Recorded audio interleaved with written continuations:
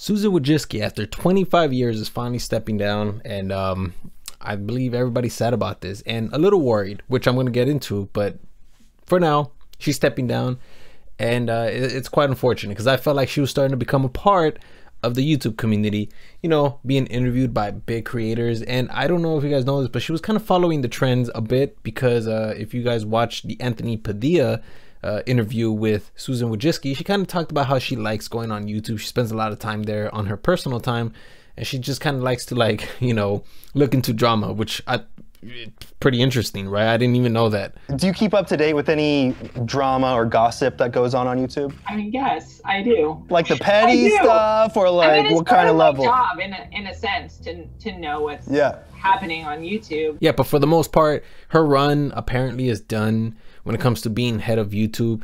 And I really have to say that, like, out of every contribution that she's ever made, I believe the best one is the AdSense. Obviously, that is a godsend. I believe that the AdSense is probably the greatest invention when it came to social media. And that's actually one of the reasons why I wanted to do YouTube, because you can get paid. And also because I have really good research skills, so I really want to do a lot of research and of course present information to you guys. And now she's gonna pass the baton to the next person who's gonna inherit the throne, which is gonna be a guy by the name of Neil Mohan, who worked alongside with Susan. Now, if you guys don't know who Mohan is, or Neil Mohan is, he's actually the chief product officer. Him and his team are responsible for creating stuff like, you know, YouTube Kids, YouTube Premium, YouTube Music, community guidelines. Him and his team, that's all him. We're getting the policymaker to be the senior vice president, and I also believe he's gonna be the CEO or head of YouTube. So will YouTube change? Honestly, I think it will remain more or less the same, because obviously it's not the head of people who decide how YouTube is run. Believe it or not, it's actually the advertisers. And Susan makes it very clear that the advertisers are the ones who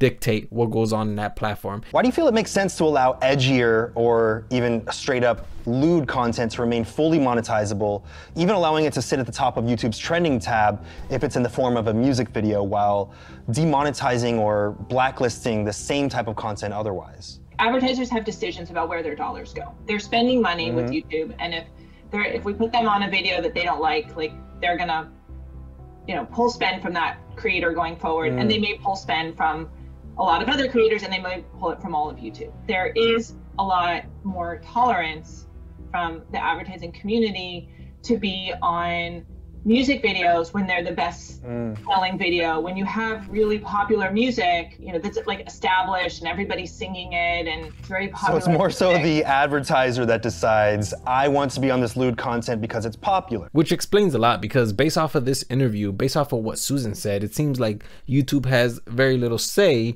and more about answering to advertisers. Obviously, a lot of people are very uncomfortable with that idea because they always want to tell YouTube, don't bow down to these advertisers, which I can see why people would say that, but honestly, they're kind of the people who pay you guys, so I think that it's best not to want to upset the people. But then again, all of this entire situation is very complex, so it's not just as easy as just biting the hand that feeds you. Of course, I'm just simplifying it for time's sake. I also want to go ahead and highlight one of Susan's ultimate failures, which was YouTube 2018, which a lot of people agree that is probably the worst rewind of all the rewinds.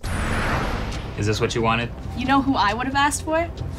Quit horsing around! Honestly, when I look at that and I see it, because I just looked at it again, I was thinking to myself, like, wow, like a lot of this stuff is really corporate. Because when I take a look at it and I see Casey Neistat talking about that, the best thing to do, or I don't remember what he said, but he said something along the lines of like, K-pop, we should bring it, or something like that. It was just like, bro, like, who am I? Is this the guy I follow? This can't be the guy I follow. So guys, apparently we control Rewind this year. Y'all, we can do whatever we want. What do we do? There's one thing this video needs. K-pop! Scripted, man, scripted. You tell me that is not a script that they're reading off from. Casey, is this really the Casey Neistat I follow? Because this guy, the one I follow, He's kind of a rebel, kind of like a guy who goes against the rules at times. This is not the same guy that I follow. I really didn't have a problem with it because I was just like, oh look, they ended up making that for us. Although I do wish that the creators in that video would have just kind of like created their own little segment. I think that would have been pretty cool. Well, who is this Neo Mohan and what's so important about him? Well, believe it or not, he actually ended up doing a podcast with Marquise Brownlee, which if you guys don't know who that is, he's actually a tech reviewer, a very, very well-known tech reviewer and very respected in his field.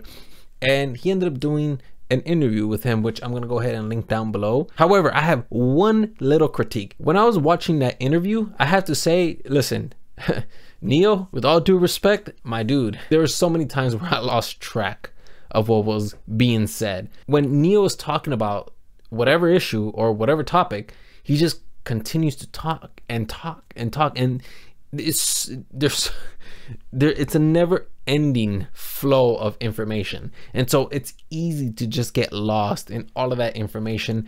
I think that like the only critique is that, like, you know, if he could just make his answers a little more concise, because obviously when somebody gives so many details, they give details that people don't exactly want to know or aren't really well informed to know about what these details are. So I think that it's important for the interviewer, which is in this case Marquise Brownlee, to ask the questions and then just kind of guide him towards questions that I think that most of us are interested in. Because if you just let the person who's being interviewed just talk and talk and talk, they're just gonna go into detail about things that nobody really cares about. So that's just like my little critique towards Neo. Like, Neo, if he could just kind of like be concise and just follow the questions that the interviewer has, I think that you would have like a much more entertaining podcast. Because believe it or not, when you take a look at this podcast, it's actually one of like the worst podcasts that ended up performing on their page, on their channel. As you guys can see, when you look around, there's, you know, 100,000 views to probably 800,000 views. This one's the only one that got less than 100,000 views, which obviously that's not good. It's a low performing video, but hey man, there's always room for improvement. So what's gonna happen moving forward? Well, Susan, she's going to continue to work at Google. She's going to be counseling teams, coaching teams, and just kind of serving as an ear to lesser experienced employees. As for Neo, you guys already know he's going to take over YouTube, and it's going to be pretty interesting to see how he's going to govern YouTube. It's quite a big entity, and I'm wondering if he's ready for the critiques, because whenever something wrong happens, obviously they end up blaming the head of YouTube, because oftentimes people don't exactly know the complexities behind why they make certain decisions. Which, by the way, we're going to go ahead and talk about a little bit about why the dislike button was removed, because when I was listening to the podcast with Marquise Brownlee, it kind of made sense why they kind of removed it, but at the same time it's still very, very vague. And I'm going to go ahead and just kind of do my own research in another video, because believe it or not, every single time I do research into this topic, it just leans more and more towards the direction of removing the button rather than having it up. And I know a lot of YouTubers like Moist Critical. I will say the beauty of someone new stepping in as a CEO right now is there is an easy layup they can make that would instantly earn the trust of the entire community. Just an absolute fucking free bread basket, bringing back dislikes. Yeah, Moist Critical wants the dislike button back, and so he said that you can gain the community's respect if you brought back the dislike button. But the problem is that there's just so much behind the dislike button that a lot of people don't exactly understand, because a lot of people think that it's just like, oh, you know, everybody deserves a trophy, nobody can be mean to each other. It's way more complex than that. And for people to just kind of say that, I feel like they're just not really putting in enough thought to really understand what's the situation like. Some of the reasons that I found were you know, it's terrible for new creators, vote brigading, anxiety inducing, depression, people lashing out at smaller creators, because obviously, as you guys know, people don't exactly see content creators as human. They just completely tear them apart. And I'm sure that you've heard other content creators utter the same sentence of, you know, we're just human. Like, you know, it makes me sad when I see these comments ripping me apart, because it's like, you know, I try my best. Like, they say stuff like that.